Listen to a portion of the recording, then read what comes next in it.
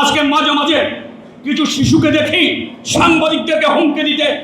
তোমরা তো 1.5 মাসের নেতা, আমরা 17 বছর লড়াই করে আমরা এই বাংলাদেশকে ফ্যাসিবাদের তক্ত তাউসকে আমরা কাঁপিয়ে তুলেছিলাম।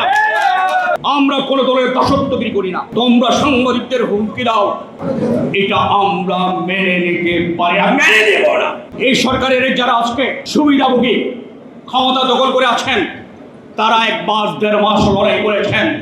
আমরা 17 বছর ধরে সাংবাদিকরা টাকার রাজপথে আন্দোলন করছি, সংগ্রাম করেছি, গুলিবিদ্ধ হয়েছি, লড়াই করে তারপরে গিয়ে কিন্তু এই স্বৈরাচারের পতনের চূড়ান্ত যে পরিণতি জুলাই বিপ্লবটা এনেছি। সাগর রুনির মতো প্রফেশনাল জার্নালিস্টকে যেভাবে হত্যা করেছেন, একইভাবে 21 পদকপ্রাপ্ত সাংবাদিক আফতাব আহমেদকে নির্মমভাবে হত্যার শিকার হতে হয়।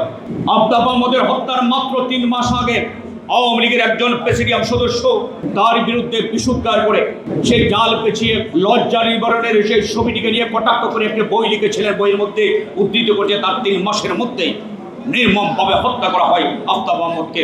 আমি এই হত্যার বিচারের দাবি করছি। আপনাদের নিশ্চয়ই খেয়াল আছে, শুধু হত্যা নয়, প্রতিটি দশা সম্পাদকদেরকে, সব্যসাচী সম্পাদকদেরকে কোমরের রশি বেঁধে বেঁধে জেলে পোড়ানো হয়েছিল। মাহমুদুর রহমানকে তো বারবার হত্যার চেষ্টা করা হয়েছিল। শফিকুর রহমানের মতো ভয়ভীত সম্পাদককে কিভাবে জেলে নিয়েছে আপনাদের নিশ্চয়ই জানা আছে। রুহুল আমিন গাজীকে কোমরের রশি বেঁধে জেলে নেওয়া হয়েছিল।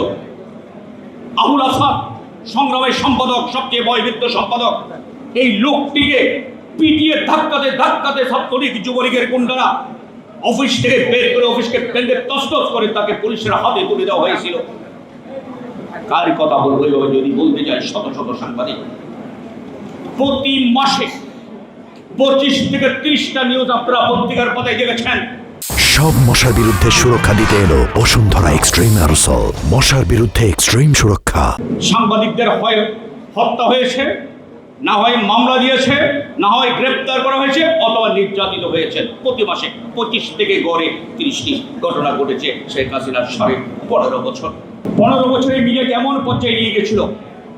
100টি যে আপনার মুক্ত গণমাধ্যম সূচকে 100টি দেশের মধ্যে বাংলাদেশের অবস্থান 44তম ধাপে শেষ বছর এসে নেমে গিয়েছিল।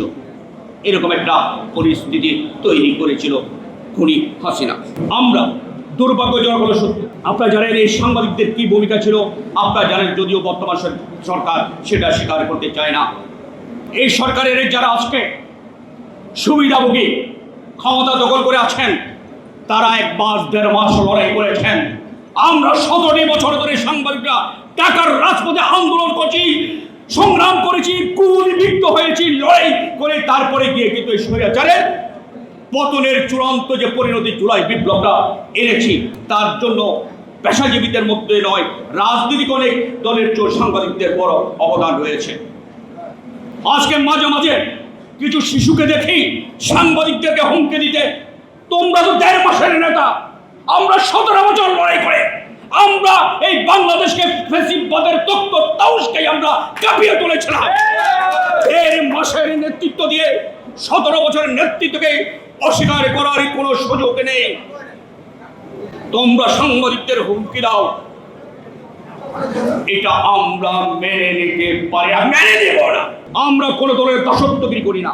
বলবেন রাজনৈতিক নেতাদেরকে আমন্ত্রণ জানিয়েছিলাম, কারণ তাদের চিন্তা চেতনার সাথে আমাদের চিন্তা চেতনায় কোনো ফারাক নেই, খুব একটা ফারাক নেই জন্য। কিন্তু আজকে যে নেতারা আছেন, তারাও যদি গণমাধ্যমের গলা টিপে হত্যা করতে চায়, সাংবাদিক হত্যা করতে চায়, গণমাধ্যমের টুটি চেপে ধরতে চায়, আমরা কিন্তু বসে থাকবো না। ইতিহাস এটা বলে, ওনারা যতদিন ক্ষমতা ছিলেন ততদিন আমরা গণমাধ্যম অনেক শান্তিতে ছিলাম। আশা করি সেটা আমরা সামনেও পাবো।